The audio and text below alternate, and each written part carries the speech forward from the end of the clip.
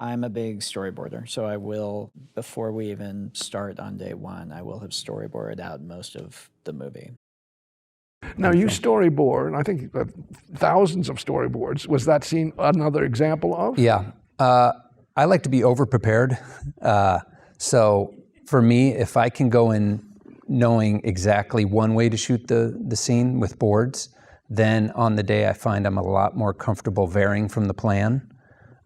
So I like to board everything and make sure at least the crew has a sense of one version of the day. And then I usually don't even look at them once I get there. Just having the fact of going through the process of having to sit with a storyboard artist and tell them what the shots are, what story you're trying to tell, that sort of imprints it in your brain so that when you get there, you can either follow it or you can vary from it. And I find that crews, you know, when the crew knows you put the work up front to have a plan, if you want to blow it all up and do it completely different, they're on board because they know you're in search of something better, right?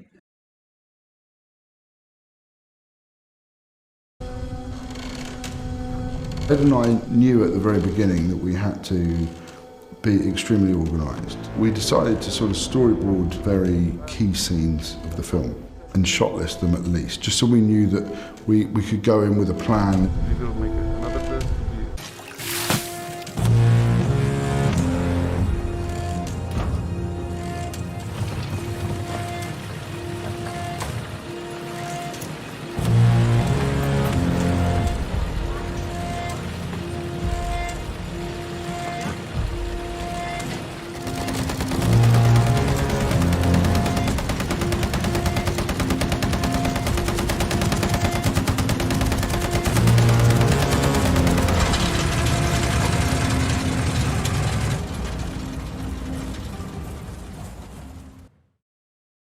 So yeah, I was working to the script and then the storyboards. Damien was cutting storyboards with kind of hand-drawn, you know, stick figures and stuff. And I was writing demos to that, and then he was tweaking the storyboards to the music. I was tweaking the music to the storyboards, back and forth until they, you know, they were being developed together, so they would fit eventually.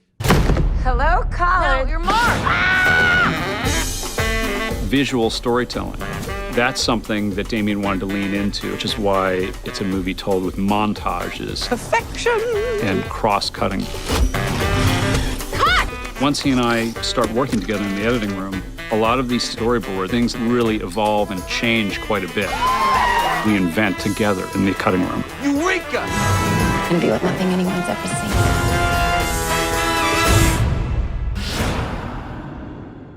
Writing a script, for me, it's all about the character and the dialogue and the situations. The storyboarding process is a major second phase of the storytelling. The cinema of it I get when I storyboard it. Martin turned up with a pile of papers like that, his hand-drawn storyboards. Every single shot in that film is storyboarded. The storyboards were the same as his writing, but as a director, really clear idea of what he wanted. The first time we went over to the islands on a scout, we had to quarantine for 10 days. So it was myself, Martin, our great designer, Mark Tildesley, and our first assistant director, Peter Cohn.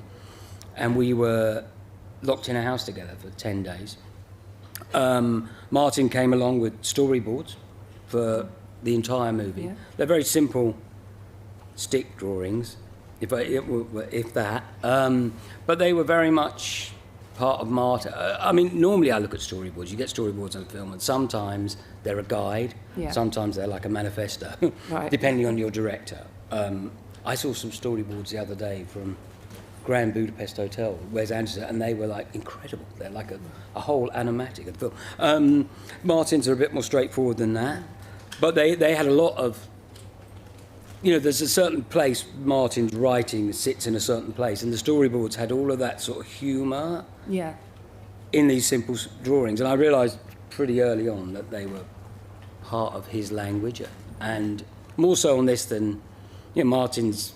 This is his fourth feature film, and obviously he's growing and growing as a director. And this was kind of like, oh wow, he really is. He's thought about every single moment of this film. So we stuck pretty closely to the boards in many ways. I mean, like storyboarding, we did only for scenes that were a bit more technical. We storyboarded the rave sequences, and by we, I mean my very talented cinematographer, who's also a very talented artist, among many other things. After we finalized the audio play, I essentially went off and storyboarded with Kirsten. I got much more involved at that point. It was really just Dean and I working on storyboards and just drawing like every shot of the movie. It's pretty remarkable. In the boards themselves, in the animatic, you actually have your heartstrings pulled.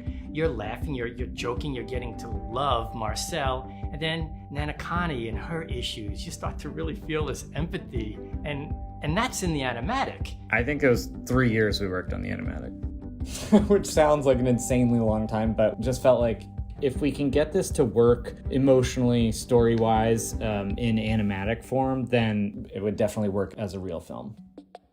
And I began storyboarding based on the script, but also the conversations with the divers. Right. Where were the most difficult, pinch points? Where were they in the schematics of the cave? Tell us. Right.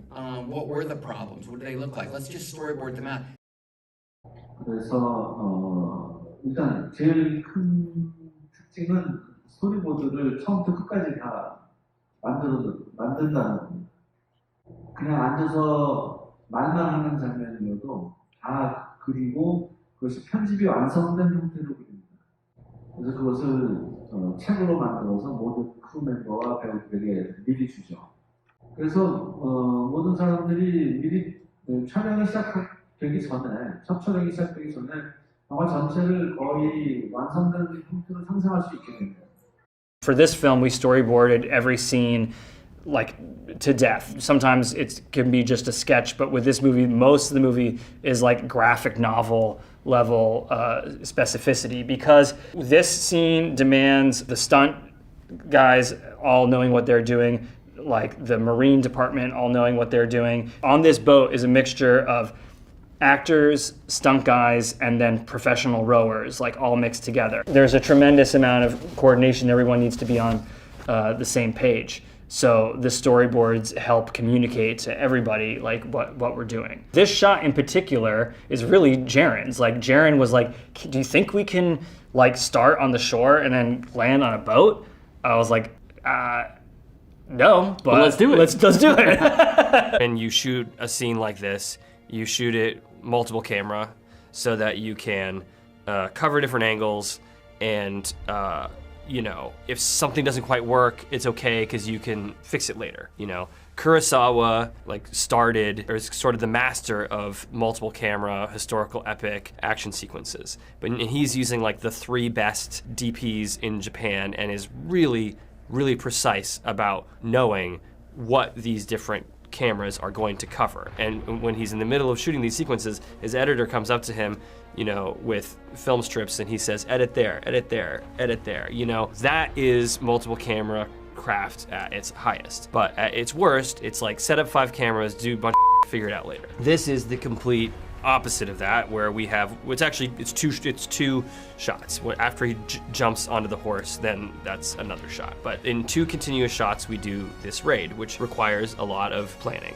So yeah, so we starts in the script, and then Jaren Blaschke, my DP, and I were working with a storyboard artist. Generally, we worked with this dude, Adam Pescott, but this scene was with a guy named William Simpson. And we start, the process that I have with Jaren, he's shares the authorial voice with me for sure. So much of the visual language of this film comes from Jaren's noggin, and we're looking at condensing and consolidating and making everything the most streamlined as it can. So we start imagining what this would be, and we have a model of the village, which we keep moving the structures around, because we got to figure out how we can do all this choreography and also how we can move the camera through there. And then we start working with CC Smith, the stunt coordinator, and the people at Devil's Horseman who work with the horses and stunt horses to figure, so there might be something that's in the script